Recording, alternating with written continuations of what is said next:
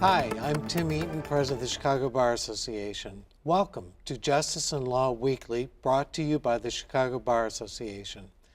I'm very honored to introduce two Cook County Board Commissioners as our guests for this program.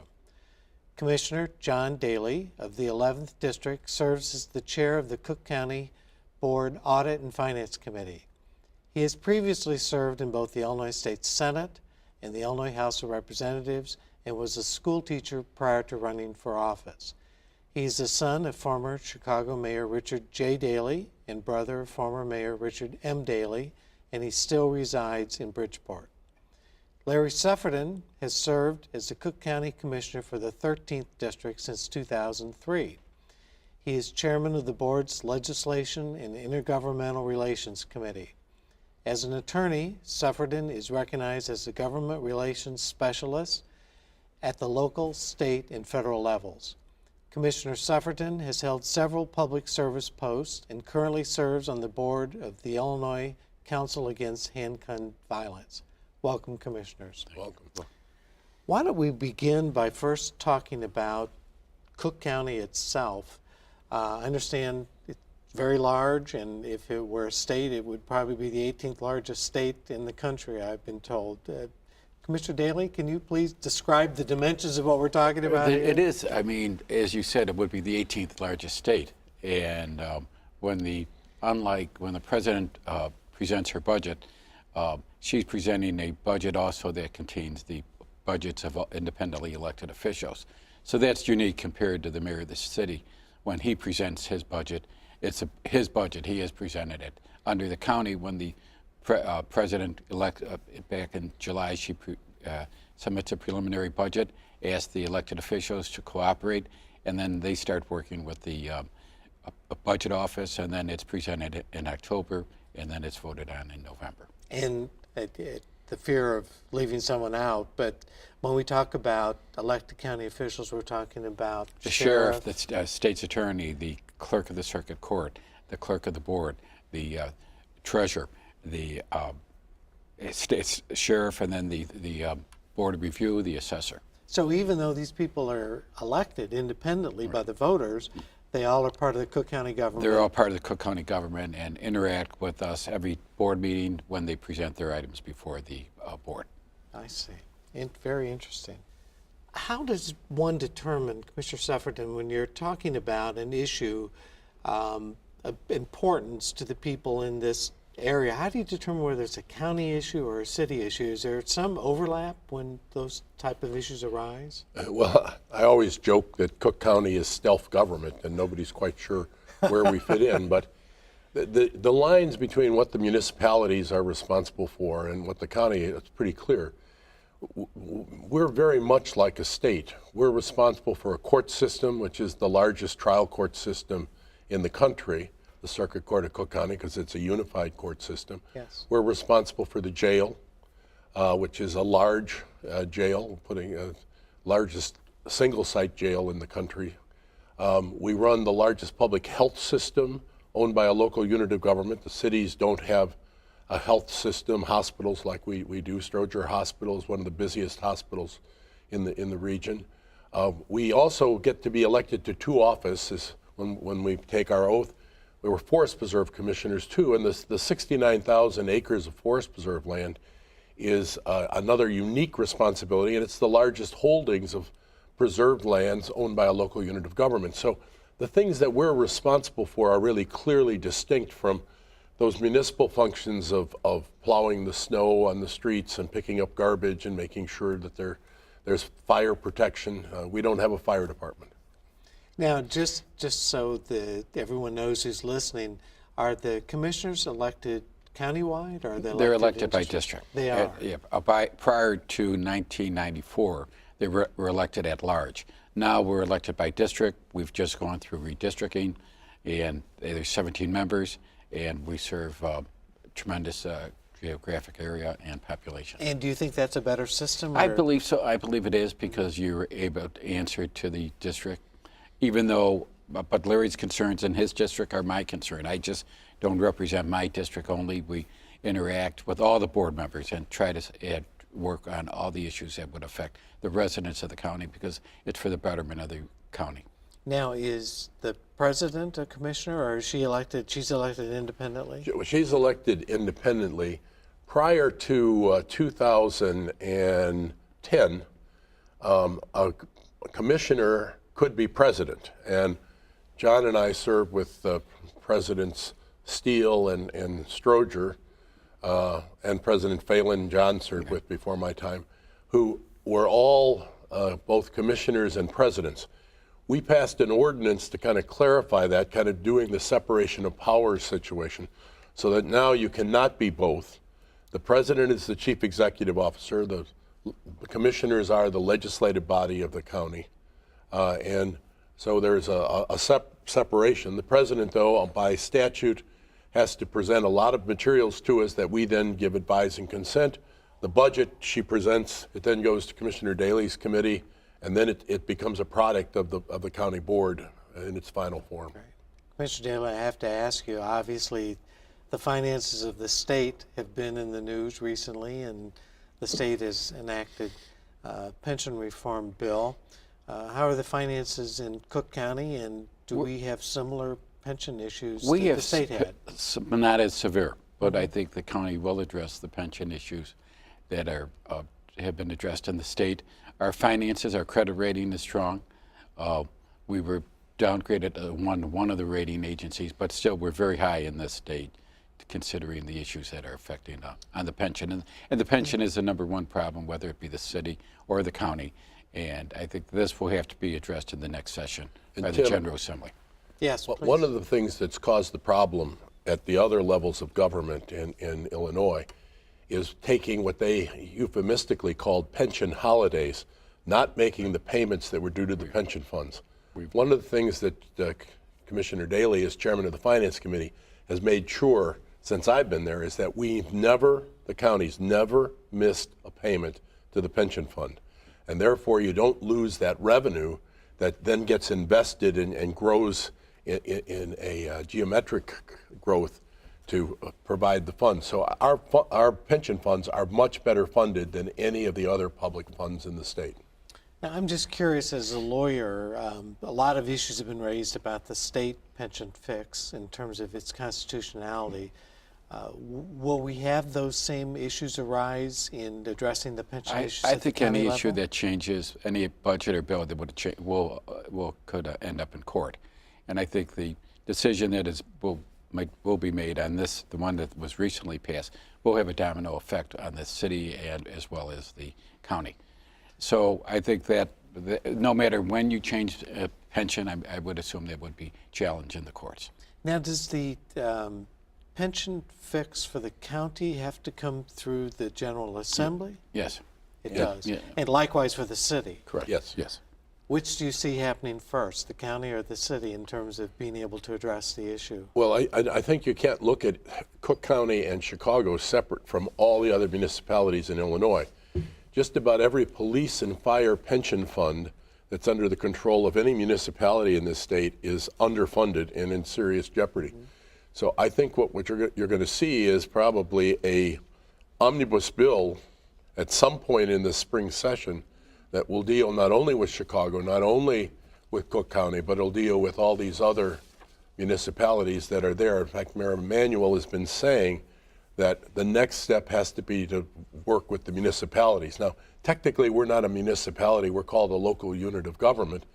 And since we're in better shape, some people forget us. But I think ultimately, if we can negotiate a reasonable deal for our annuitants, then I think we'll want to be part of a package. And recently, didn't the president introduce a budget that would be balanced and in good shape? Right. We in the Cook County, that budget has to be balanced before it's passed. I see. And it was passed in November, on November the 8th. And but again, this is prior to her coming in, we would be passing the budget in February, which was very questionable, and we would usually be the last minute. Right. It was in February. But when she came in, we passed.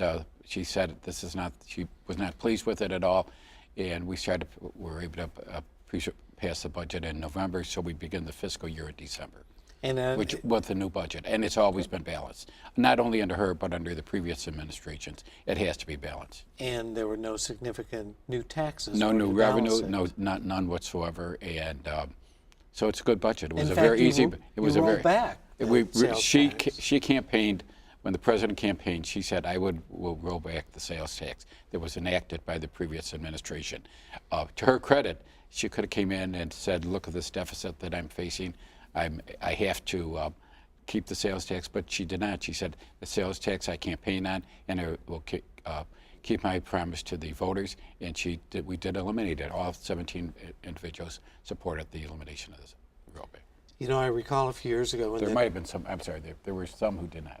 I think there may have been one or two. One or two, yeah. Remember, though, we had repealed part of the sales tax prior to Yes. President Preckwinkle's election. Yes. And then she helped balance. us do the second part of it. So it was half gone before she came and half gone when she came. I recall a few years ago when that first went into effect that there was some discussion by one of the suburban communities to pull out from the county. Right. But I think they realized that that would be a big job because there's so many things that you offer that they need to thought Palatine, about. I believe. I Oh, think it was Palatine. Okay, and I think they could realized recall. they'd have to provide for the court system, the highway, everything. And but I think they pulled back from that very quickly when they realized the cost to it. And government. Tim, that's an issue that comes up periodically. Yes. There were bills in the legislature in the 70s to create what they called Lincoln County. And which Daley would- County. And then there was a right, that were going to be cutouts of Cook and Lake put together. But, you know, I think our county boundaries, by the way, work fairly well. And the diversity of Cook County is one of the things that makes this a really dynamic area. That's great. Larry, I know the Affordable Health Care Act is in the forefront of the news these days. Apparently Cook County is able to start this program early with a waiver. Can you tell us how that program works? Well, we're probably the greatest success story that the president has on the Affordable Health Care Act. A year and a half ago, President Preckwinkle, Senator Durbin, Representative Schakowsky, and a lot of other people worked with Dr. Raju, who runs our healthcare system, to get us a waiver from the federal government that gave us a 1-year advance on the affordable health care. So as of January 1st, 2013, we've had this whole year to sign up people. The last number I saw was that we're about 130,000 people signed up. And what that's done is... You don't hear about these successes. Well, seems to be how they're this- hard, but Yeah. that 130,000 people for the first time have health care. Great. We're treating those people, and what this has done is it has helped us generate revenues for our healthcare system, earned revenues, so that we've actually reduced in this last budget the general tax subsidy for our healthcare system. And this budget we just passed, I think was a sea change for us, because rather than having healthcare be the front and center issue that we had a struggle with, we're now shifting to the public safety issue and looking at the court system and the jail, especially on the criminal justice side. So the Affordable Health Care Act has been very beneficial to the people of Cook County in terms of saving them tax dollars, and very beneficial to the individuals who've gotten the coverage. I don't think the word has gotten out about that. That's interesting. You know, Dr. Raju did an op-ed piece for Cranes last week, but you know, we've talked about how we need to get more people to understand this. One of our problem is we're running this huge healthcare system, and the size of it is hard to even fathom. We do 1,250,000 patient visits a year. I mean, that is just astronomical. That's much more than any other kind of public hospital in the area, in the region. And when you're doing that much work, you don't have a lot of time to be doing the PR side. So we're hopeful that Dr. Raju, with this op-ed piece, will start explaining to other people in the healthcare community why this is working to their benefit as well as to ours. Great. One issue that's been in the news that has involved some of the county officials has been the Cook County Jail and allegations of overcrowding. And I know that the president has asked a federal judge to give her office authority over the Cook County Jail's electronic monitoring program. Can either of you give us a little background on what's going on there? I think that request was denied, that part of it, and on that part of it. But now the president has requested three judges would be appointed, and she's worked, has the support of Tom Dart, who's responsible for EM now. And what is motivating this, I believe this request? because the president says that enough people more people should be out on EM, and that with the jail overcrowding and the cost of keeping people in jail versus the electronic monitoring. So she and the sheriff have agreed. We're going to hopefully see some legislation or resolution urging that a panel be appointed, and that this panel of judges would review the electronic monitoring that would be denied if someone would qualify for electronic monitoring. Tim, we're under a consent decree with the United States Department of Justice on how we run the jail. And this decree says we can't have the jail be overcrowded. Commissioner Daley and I just got, before we left downtown to come out here for this taping, the latest numbers, and it was, 10,300 people. Our maximum capacity of that jail is about 10,500. So we're looking for some kind of safety valve to make sure we don't go into overcrowding, because then we may be accused of violating the constitutional rights of people. This consent decree talks about overcrowding. It talks about our health care. You know, one of the interesting things in American constitutional law is a detainee in our jail has a constitutional right to health care. A citizen walking the street doesn't have a constitutional right to health care. So we've had to upgrade the health care at the jail significantly to meet that standard. And then we have a number of things related to the facilities, making sure that they are functioning correctly, that they're in a healthy environment. So all three of those pieces, overcrowding, the facilities, and healthcare, we've been working on. And so what the president is looking for is some other way to have another safety valve to avoid going into overcrowding. Because one of our fears is if we go into overcrowding, a federal judge who's supervising the consent decree could tell us build another jail. Right. And jails, the last jails I think cost us around $300 million apiece. I mean, they're campuses, they're different sections of our big campus. And we'd rather spend that money on doing something constructive rather than do it for the construction of just a jail. And that's the key. The federal judge is in charge, and she will be saying, you know, this request is, if you violate the consent decree, you're in serious violation. And I remember the previous judge made it very clear to John Stroger and the entire board that he did not care about the cost of it. He wanted it done, and done no matter what it cost. And as someone listening to this program, they may be thinking, is electronic monitoring safe? I mean, I think there is, my understanding, there is a criteria in order for someone to go out on EM. When you're before a judge, there is a criteria before he or she would put you on EM. And the sheriff now, my understanding, through the consent decree, has a further list of people who would not qualify. So violent people who are with a strong or the criminal past would not qualify, is my understanding. And we will hopefully public safety is our number one concern. Sure. I mean, we've been talking about how there are safeguards to ensure. I mean, you can't be 100% certain that someone who looks like they have a nonviolent background will go out on bail, won't do something in the future. But we want to try to protect the public as best we can. And that's why this budget, as I said, is a sea change. We're focusing now on these kind of public safety issues, on who's in the jail, what can we do to keep them from becoming a recidivist, how do we get them the services to make sure their families aren't destroyed while they're in jail. We're doing a lot of programs with mothers who are incarcerated and their children, trying to keep them together. Great. I know you've mentioned, we've talked about the jail, we've talked about the court system, we've talked about the hospital. What are the sources of revenue for the county? Where does this money come from? The revenue is through the property tax, then the cigarette tax, the percent 1.7 sales tax, the alcohol tax, and other smaller fees and that we have enacted. We do have real estate taxes, but since 1994, we've capped that at $720 million, so it's never changed since 1994. So the property tax would be one of the largest, but these other home rule taxes are available to us because we're the only home rule county in Illinois. So we have different powers than DuPage or Lake or Will, the counties that are around us. But we're always trying to figure out how do we get other additional revenues. One of the things that's in this budget we just passed is a new emphasis on getting federal grants.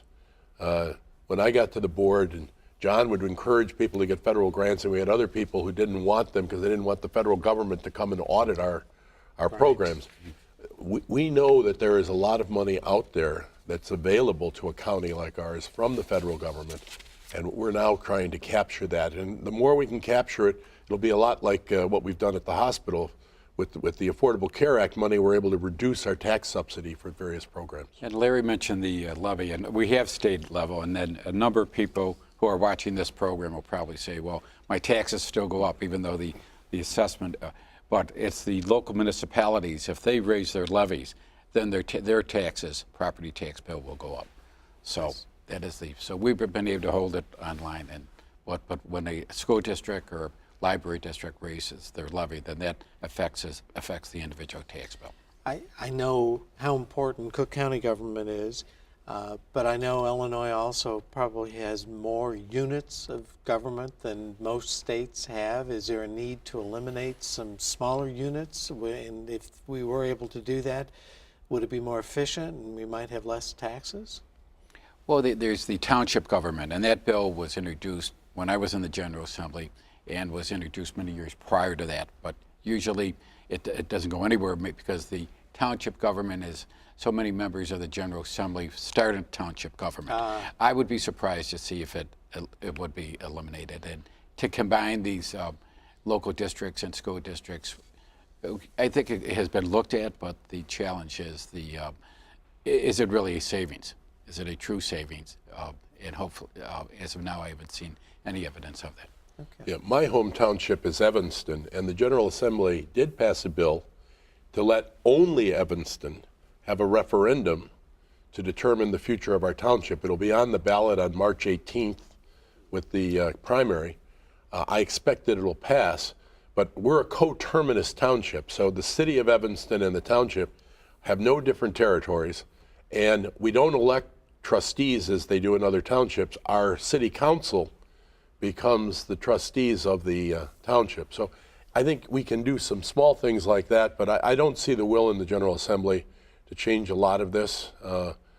We deal with a lot of small districts that the president is given appointing powers. We do advise and consent on board members, yet we have no control over how they're operated. There are a number of sanitary districts, mosquito abatement districts, water districts, and I know that we're hopeful that the General Assembly will, especially at the sanitary districts, look and see if they could somehow be plugged into the Metropolitan Water and Reclamation District, because it'd be better from a health-wise for all of us if there was one sanitary system. Great.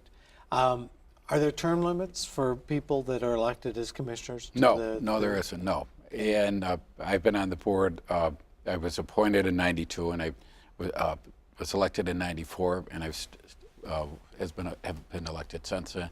And now I'm up for re-election now. So if you're doing a good job, you can stay correct. in. And the term limits are fine, but if people always have the opportunity to reject your policies or your decisions. Right. And I know in terms of qualifications, I hate to bring this up, but I know it's been in the news recently. Apparently there are no restrictions on convicted felons running for the Cook County Board, yet there are at the city level, am I right? Well, yeah, there is a state law, and again, this is the state that says you cannot be a convicted felon and run for municipal office. Right. There's not at other levels, but I think there have been some challenges filed.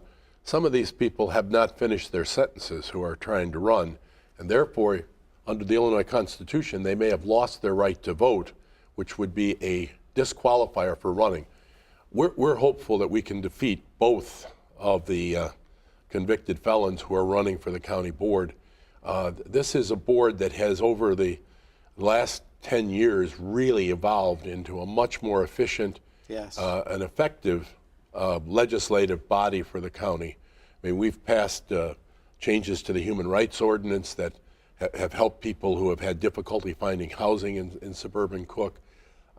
What we've done in terms of revolutionizing the hospital through the Independent Health Board are really remarkable things. And having convicted felons who have other agendas will not help us. So I think we're all committed, that those of us who are there, that we're going to protect the image of this board and protect our own images by not being forced to have to serve with people who have disgraced public office before. And I believe both of those individuals will be challenged on their petition and their, whether or not they have a right to be served on the board.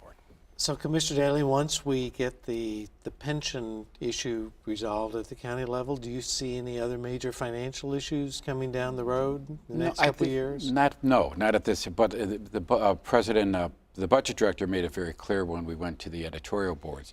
As you go out to future years, like I think it's 2016, 2018, the revenue gap is going to increase. So there's going to have to be more efficiency, which has been done by the president and will continue to do, or revenue growth. But so far, we've been lucky that we've been very successful in containing the cost of government.